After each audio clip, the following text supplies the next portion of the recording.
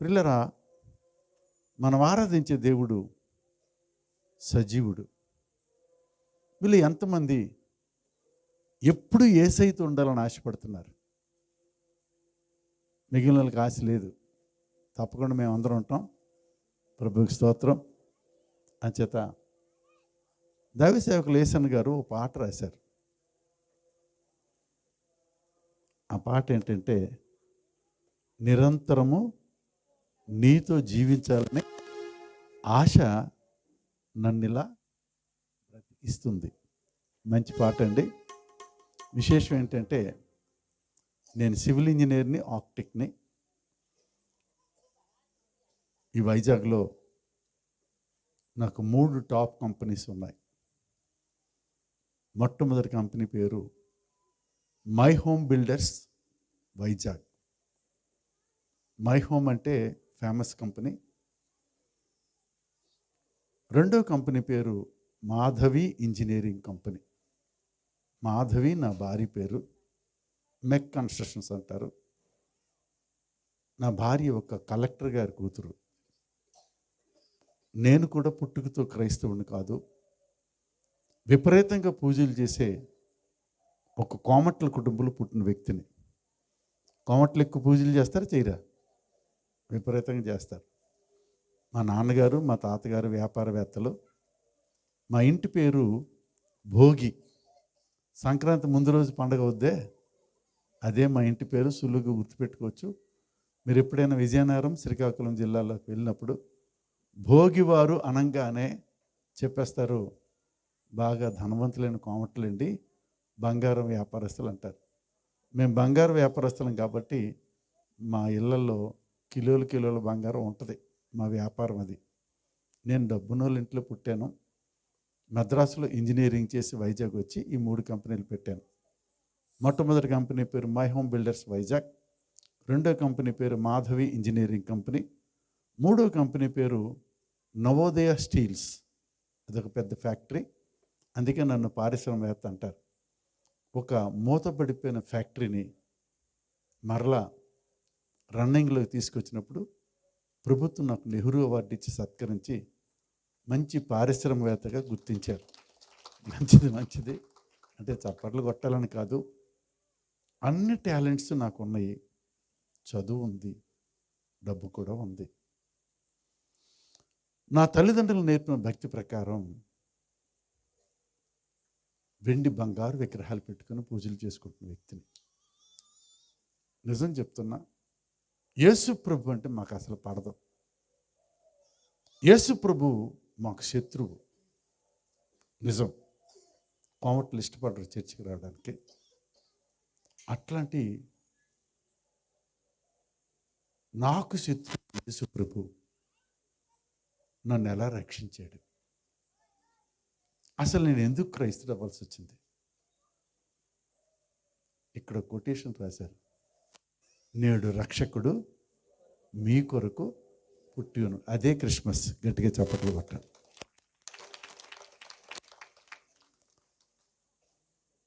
యేసు ప్రభు నా బ్రతుకులో ఎప్పుడు పుట్టాడు?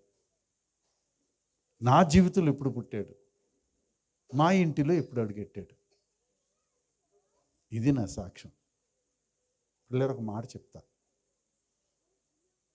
మీ అందరికీ విశాఖపట్నంలో జగదాంబ జంక్షన్ తెలుసు కదా. దాని పక్కనే డాబా గార్డెన్స్ అని ఒక ఖరీదైన ప్రాంతం ఉంటుంది. ఆ డాబా గార్డెన్స్ ప్రాంతంలో 2000 సంవత్సరం ఫిబ్రవరి నెల 27వ తారీఖు అర్ధరాత్రి ఒక భయంకరమైన ప్రమాదం జరిగింది. ఆ ప్రమాద స్థలం దగ్గరికి లక్షల మంది ప్రజలు వచ్చారు. ఎప్పుడైతే ప్రాంతం అంతా లక్షల మంది ప్రజలతో నిండిపోయారో వాళ్ళ మధ్యకి ఈనాడు, ఆంధ్రజ్యోతి, ఆంధ్రపత్రిక, ఇండియన్ ఎక్స్ప్రెస్ పత్రిక విలేకరులు వచ్చారు. వాళ్ళ మధ్యకి ఈటీవీ వాళ్ళు, జెమిని టీవీ వాళ్ళు, సన్ టీవీలు వచ్చారు. ఇంతమంది ప్రజలు వచ్చేటప్పటికి ఆ ప్రమాదాన్ని వార్తల్లో చూపిస్తున్నారు, అన్ని టీవీ ఛానల్స్లో. వెంటనే విశాఖపట్నం కలెక్టర్ గారు పోలీస్ కమిషనర్ గారు కూడా అక్కడికి వచ్చారు, జిల్లా అధికార యంత్రాంగం కూడా వచ్చింది. వాళ్ళు ఇచ్చి ఎంక్వైరీ చేస్తున్నారు. ఈ భయంకరమైన ప్రమాదం జరగడానికి ముఖ్య కారకుడు ఎవరు, ఈ ప్రమాదానికి వెనకనున్న వ్యక్తి ఎవరు ఎంక్వైరీ. ఈ ప్రమాదానికి ముఖ్య కారకుడు భోగి శాంతారావు అని నా పేరు బయటకు వచ్చింది. వెంటనే 100 మంది పోలీసులు మా ఇంటికి వచ్చి ఒక తీవ్రవాదిని ఉగ్రవాదిని తీసుకెళ్ళినట్లు ఆ ప్రమాద స్థలం దగ్గర తీసుకెళ్లారు. చెయ్యని నేరాన్ని నా మీద మోపి నన్ను లక్షల మంది ప్రజల మధ్య యావజ్జీవ ఖైదీగా జైలుకి పంపుతున్నారు. కోర్టులో సబ్మిట్ చేసి నా మీద భయంకరమైన శిక్షలు, నేరాలు విధిస్తున్నారు, సెక్షన్స్ విధిస్తున్నారు. అందరూ అంటున్నారు ఈయన జైలుకి వెళ్తాడు కానీ మరలా వెనక్కి రాడు. నిజం చెప్తున్నా, లక్షల మంది ప్రజల మధ్య నా 2 చేతులకు బేడీలు వేసుకొని నేను జైలుకి వెళ్ళిపోతూ అంటున్నాను, నాకే పాపం తెలీదు, నేనే తప్పు చేయలేదు అని ఎంత ఏడ్చినా ఆ నేరం నా మీద మోపబడి విశాఖపట్నం సెంట్రల్ జైలుకి తీసుకెళ్తున్న పరిస్థితుల్లో నేను భక్తిగల కోమటల కుటుంబంలో పుట్టా. మా అమ్మ భక్తిగల కోమట స్త్రీ. చిన్నప్పటి నుంచి నన్ను ప్రతిరోజు ఒక గుడికి తీసుకెళ్తుంది. నాన్న ఈయన మన దేవుడు అంటది. 2వ రోజు ఇంకో గుడికి తీసుకెళ్తుంది. నాన్న ఈయన కూడా మన దేవుడు అనరా అంటది. 3వ రోజు ఇంకో గుడికి తీసుకెళ్ళేది. నాన్న ఈయన కూడా మన దేవుడు అనేది. అదంతా చూసిన తర్వాత నాకు ఎంత ధైర్యం అంటే, నాకు చాలామంది దేవుళ్ళు ఉన్నారు, ఏ దేవుడైనా కాపాడగలడని ఆలోచిస్తూ ఆ భయంకర సమయంలో లక్షల మంది ప్రజల మధ్య 2 చేతులకి బేడీలు వేసుకొని జైలుకి వెళ్తున్న పరిస్థితుల్లో నేనేమడుగుతున్నాను తెలుసా? ఏ దేవుడైనా కాపాడండి, ఏ దేవుడైనా కాపాడండి, ఏ దేవుడైనా కాపాడండి అని ఎంతసేపు తల బాదుకొని ఏడుస్తున్న ఆ లక్షల మంది ప్రజల మధ్యకి ఏ దేవుడు రాలా. నేను పూజించిన వెండి బంగారు విగ్రహాల మొక్క ఎవరైనా వచ్చి కాపాడండి అంటే ఆ లక్షల మంది ప్రజల మధ్యకి ఎవరు రాలా. నేను అనుకున్నాను దేవుడు అనేవాడు అస్సలు లేడు, ఇదంతా మోసం దగ్గర అనుకున్న పరిస్థితుల్లో ప్రియులారా, నా దగ్గర పనిచేస్తున్న ఒక వాచ్మెన్ భార్య, ఒక పని మనిషి ఆ లక్షల మంది ప్రజల మధ్యకి పరిగెత్తుకొచ్చింది. నేను కూడా చూస్తున్నా. ఆ పని మనిషి నడి రోడ్డు మీద మోకాలేసి 2 చేతులు పైకెత్తి యేసు ప్రభుకు ప్రార్థన చేసినప్పుడు ఆ లక్షల మంది ప్రజల మధ్యకి యేసయ్య దిగి వచ్చి కొన్ని అద్భుత ఆశ్చర్య కార్యాలు చేయబడ్డాయి. యావజ్జీవ ఖైదీగా ఇప్పటి వరకు విశాఖపట్నం సెంట్రల్ జైల్లో ఉండాల్సిన నేను ఈరోజు మీ మధ్యకి రావడం జరిగింది. ఇప్పుడు కొట్టగలరా చప్పట్లో? ఒక కుటుంబానికి రక్షణ, ఒక పారిశ్రామికవేత్తకి రక్షణ, ఒక ఇంజనీర్కి రక్షణ,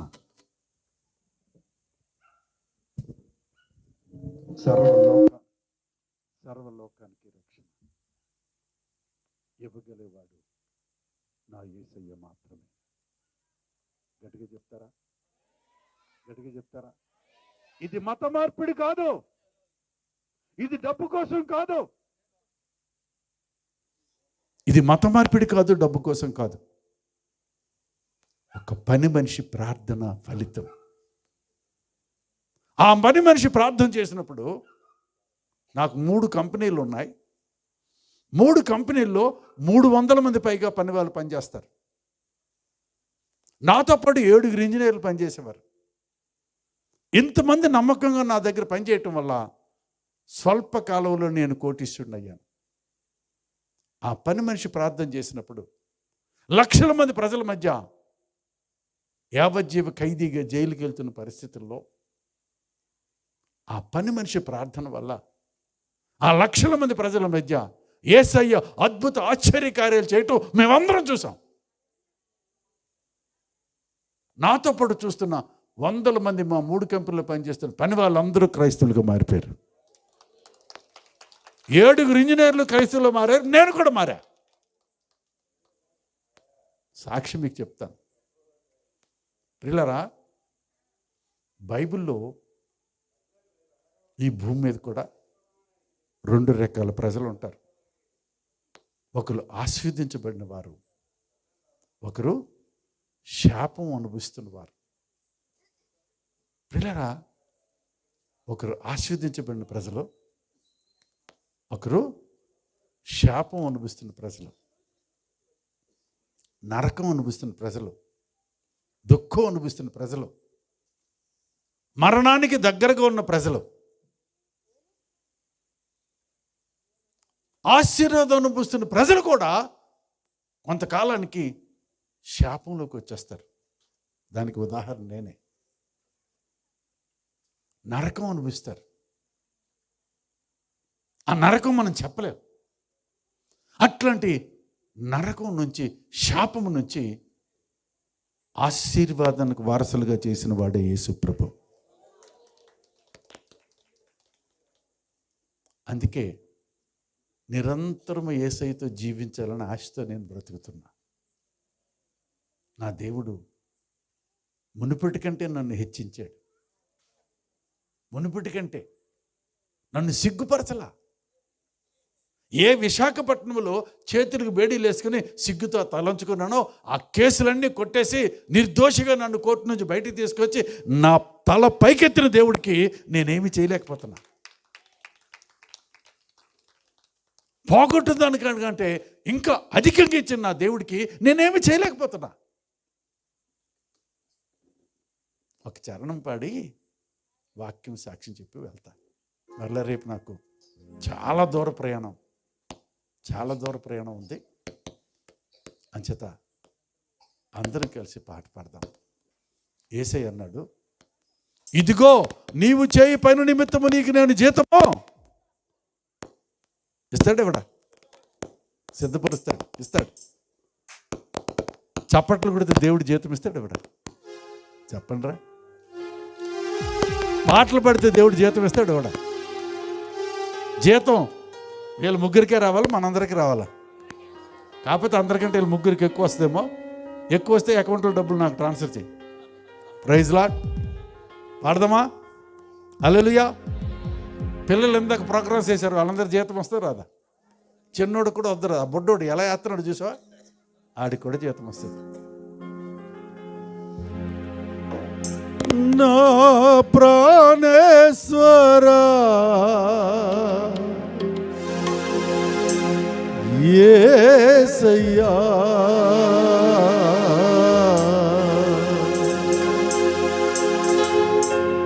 నా సర్వస్వమా యేసయ్యా,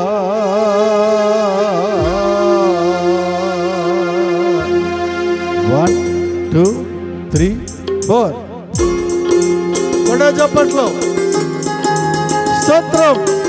ఈ రాత్రి యేసయ్య ముఖ దర్శనం చేద్దాం.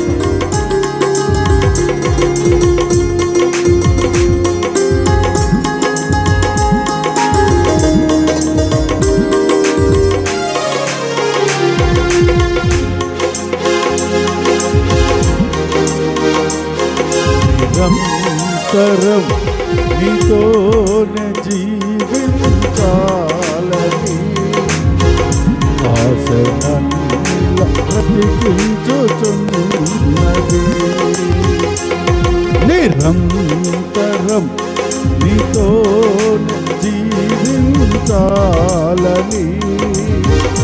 ఆశనన్నిలా బ్రతికించుచున్నది. ప్రాణేశ్వరా యేసయ్యా, నా సర్వస్వమా యేసయ్యా, నిరంతరం నీతో జీవించాలని ఆశనన్నిలా బ్రతికించుచున్నది. దీనికి వాల్యూమ్ ఇవ్వాలి, లేదంటే వేరే మైక్ ఇవ్వండి. చెప్పట్లో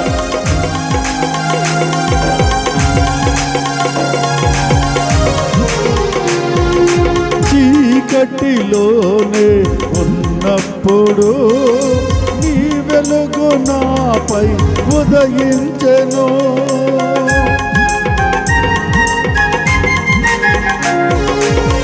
చీకటిలోనే ఉన్నప్పుడు నీ వెలుగు నాపై ఉదయించెను. నీతోనే నేను నడవాలని, నీ వలనే నేను మారాలని, నీతోనే నేను నడవాలని, నీ వలనే నేను మారాలని. పరిశుద్ధాత్మ అభిషేకముతో నన్ను నింపుతున్నావు. నీ రాకడకై నిరంతరం నీతో జీవించాలని ఆశయం బ్రతికించుతున్నది. నిరంతరం నీతో జీవించాలని ఆశయం బ్రతికించుతున్నది. నా ప్రాణేశ్వరా యేసయ్యా, నా సర్వస్వమా యేసయ్యా, నా ప్రాణేశ్వరా యేసయ్యా, నా సర్వస్వమా యేసయ్యా. నిరంతరం నీతో జీవించాలని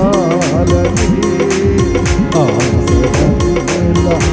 బ్రతికించుతున్న